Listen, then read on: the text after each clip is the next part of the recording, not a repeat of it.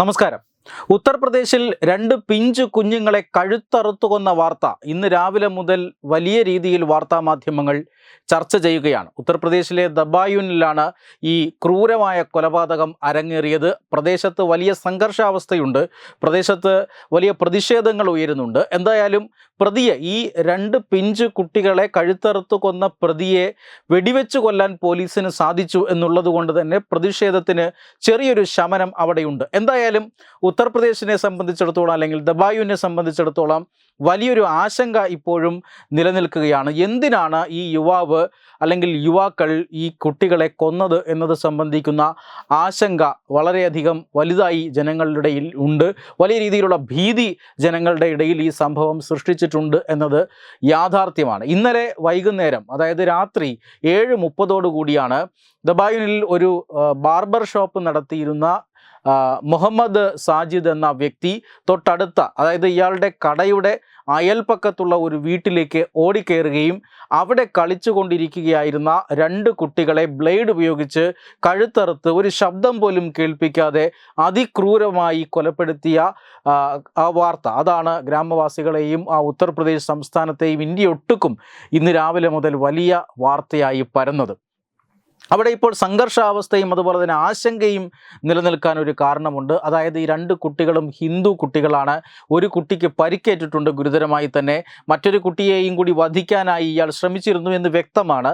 പക്ഷേ ഈ ആക്രമണം എന്തിനു വേണ്ടിയായിരുന്നു? ഈ ആക്രമണം നടത്തിയ മുഹമ്മദ് സാജിദ് ഏത് മതക്കാരനാണ് എന്ന പേരിൽ നിന്ന് തന്നെ വ്യക്തമാണ്. ഇയാൾ മാത്രമല്ല, ഇയാളുടെ സഹോദരനും ഈ കുറ്റകൃത്യത്തിൽ പങ്കാളിയാണ് എന്നിപ്പോൾ പോലീസ് പറയുന്നുണ്ട്. അതായത് ഈ വീട്ടിലേക്ക് മുഹമ്മദ് സാജിദ് എന്ന കൊടും കുറ്റവാളി കയറുമ്പോൾ, അല്ലെങ്കിൽ കുറ്റകൃത്യം നടത്തി പുറത്തു വരുമ്പോൾ, വീട്ടിന് പുറത്ത് അയാളുടെ സഹോദരനായ മുഹമ്മദ് ജാവേദ് എന്ന വ്യക്തി ബൈക്കുമായി കാത്തു നിൽക്കുന്നുണ്ടായിരുന്നു. അങ്ങനെ അവർ രക്ഷപ്പെടാൻ ശ്രമിച്ചു എന്നാണ് പോലീസ് പറയുന്നത്. തൊട്ടടുത്താണ് പോലീസ് സ്റ്റേഷൻ. അതുകൊണ്ട് തന്നെ നിമിഷങ്ങൾക്കുള്ളിൽ തന്നെ പോലീസുകാർ അവിടെ എത്തുകയും ഈ മുഹമ്മദ് സാജിദിനെ പിന്തുടർന്ന് പിടിക്കുകയും ചെയ്യുന്നതിനിടയിൽ അയാൾ ഏറ്റുമുട്ടലുണ്ടാവുകയും അയാൾ വെടിവയ്പിൽ കൊല്ലപ്പെട്ടു എന്നുമാണ് പോലീസ് നൽകുന്ന വിശദീകരണം. എന്തായാലും ഇത്തരത്തിൽ ഒരു കൊടും ക്രൂരത ചെയ്ത കുറ്റവാളിയെ വെടിവെച്ച് കൊല്ലാൻ സാധിച്ചു എന്നുള്ളത് കൊണ്ട് തന്നെ സമൂഹത്തിൽ വലിയ സംഘർഷാവസ്ഥയ്ക്ക് അയവ് വന്നിട്ടുണ്ട്.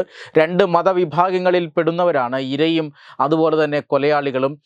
ഇന്നലെ രാത്രി തന്നെ ജനക്കൂട്ടം അക്രമാസക്തമാവുകയും ഇവരുടെ ബാർബർ ഷോപ്പ് കത്തിക്കുകയും ഒക്കെ ചെയ്തിരുന്നതാണ്.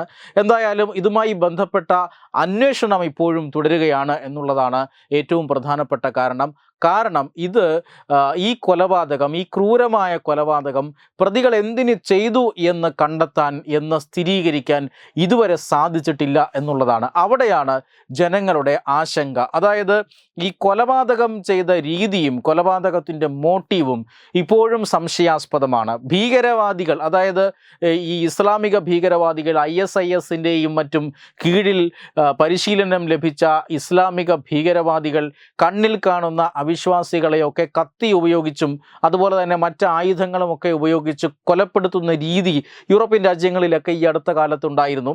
ഇന്ത്യയിലും അത്തരത്തിലുള്ള കൊലപാതകങ്ങൾ നടത്തിക്കൊണ്ട് ജിഹാദ് നടത്തണം എന്ന് ആഹ്വാനം ചെയ്ത മതപണ്ഡിതന്മാരെ നമ്മൾ കണ്ടതാണ്. ആ രീതിയിൽ, അല്ലെങ്കിൽ അതിന് സമാനമായ ഒരു കൊലപാതകമാണോ ഇത് എന്ന് തന്നെ പറയാം. വളരെ കൃത്യമായി 2 കുട്ടികളെ ദയയില്ലാത്ത വിധം, മനുഷ്യരായിട്ടുള്ളവർക്ക് അല്ലെങ്കിൽ മനുഷ്യ മനസ്സുള്ളവർക്ക് സാധിക്കാത്ത ഒരു കാര്യമാണ് 11 വയസ്സുള്ള 6 വയസ്സുള്ള 2 കുട്ടികൾ. ഈ 2 കുട്ടികളെ കഴുത്തറുത്ത്, ബ്ലേഡ് ഉപയോഗിച്ച് കഴുത്തറുത്ത് കൊന്നിരിക്കുന്നു എന്നുള്ളത് ഒരു ഭീകര പ്രവർത്തനത്തിന് തുല്യമായ കൊലപാതകമാണ്. മാത്രമല്ല, ഈ കുട്ടികളെ എന്തിനു കൊന്നു എന്നുള്ളത് ഇപ്പോഴും കൃത്യമല്ല. ഒരു കാരണം അതിന് അത്യാവശ്യമായും ഉണ്ടായിരിക്കേണ്ടതാണ്. ഈ കുട്ടികളുടെ അച്ഛനോട് ഈ പ്രതി എന്ന് പറയുന്നയാൾ 5000 രൂപ ചോദിച്ചുവെന്നും അത് കൊടുക്കാത്തത് കൊണ്ടാണ് ഈ കുട്ടികളെ കൊലപാതകത്തിന് ഇരയാക്കിയത് എന്നും മറ്റുമുള്ള മൊഴികളുണ്ട്. പക്ഷേ എന്തായാലും ഈ കൊലപാതക രീതി ചില സംശയങ്ങളിലേക്ക് വിരൽ ചൂണ്ടുകയാണ്. മറ്റൊരു പ്രധാനപ്പെട്ട കാര്യം, ഇതൊരു ഭീകരാക്രമണമാണോ എന്ന് സംശയിക്കാനുള്ള മറ്റൊരു പ്രധാനപ്പെട്ട കാരണം, ഇയാൾ ബ്ലേഡ് ഉപയോഗിച്ചാണ് കുട്ടികളെ കൊലപ്പെടുത്തിയത് എങ്കിലും ഇയാളെ പിടികൂടാനുള്ള ശ്രമത്തിനിടയിൽ ഇയാൾ പോലീസിന് നേരെ വെടിവെച്ചു എന്നുള്ളതാണ്. ആയുധധാരിയായിരുന്നു എന്ന് അതിൽ നിന്ന് വ്യക്തമാണ്. ഈ കുട്ടികളെ കൊല്ലാൻ ഉപയോഗിച്ച ആയുധത്തോടൊപ്പം ഈ കൊലപാതകം നടന്ന സ്ഥലത്ത് നിന്നും ഒരു പിസ്റ്റളും പോലീസ് കണ്ടെടുത്തിട്ടുണ്ട്. ഇത് തീർച്ചയായും ഈ പ്രതികൾ ഏതെങ്കിലും തരത്തിലുള്ള ട്രെയിൻഡ് ക്രിമിനലുകളാണോ എന്ന സംശയം എന്ന അന്വേഷണത്തിലേക്ക് ഇപ്പോൾ അന്വേഷണ ഏജൻസികൾ കടന്നിട്ടുണ്ട്. ഈ പറയുന്ന കാരണങ്ങളെല്ലാം തന്നെ ഒരു സാധാരണ കൊലപാതകമായിരിക്കില്ല ഈ പറയുന്ന 2 കുട്ടികളെ വധിച്ച ഈ സംഭവം എന്ന് വ്യക്തമാണ്. ആ ഒരു സംശയത്തിലാണ് ഇപ്പോൾ അന്വേഷണ സംഘം കേന്ദ്ര ഏജൻസികളടക്കം ഇതുമായി ബന്ധപ്പെട്ട 2 പ്രതികളുടെ പശ്ചാത്തലമടക്കമുള്ള കാര്യങ്ങൾ ഇപ്പോൾ അന്വേഷിച്ചു വരികയാണ്. മറ്റൊരു പ്രധാനപ്പെട്ട കാര്യം, കത്വയിൽ ഒരു പെൺകുട്ടി കൊല്ലപ്പെട്ട സമയത്തും ഹത്രാസിൽ ഒരു പെൺകുട്ടി പീഡനത്തിനിരയായി കൊല്ലപ്പെട്ട സമയത്തും എത്രമാത്രം കോളിളക്കങ്ങളും വാർത്തയും പ്രതിഷേധ സമരങ്ങളും മെഴുകുതിരി പ്രകടനങ്ങളും അതുപോലെ തന്നെ കവിതയും ഒക്കെ കേരള സമൂഹത്തിൽ നിന്നും ഉണ്ടായി എന്ന് നമ്മൾ കണ്ടതാണ്. അതൊന്നും തന്നെ അത്തരത്തിലുള്ള പ്രതിഷേധങ്ങളൊന്നും തന്നെ തെറ്റാണ് എന്ന് നമുക്ക് പറയാൻ സാധിക്കില്ല.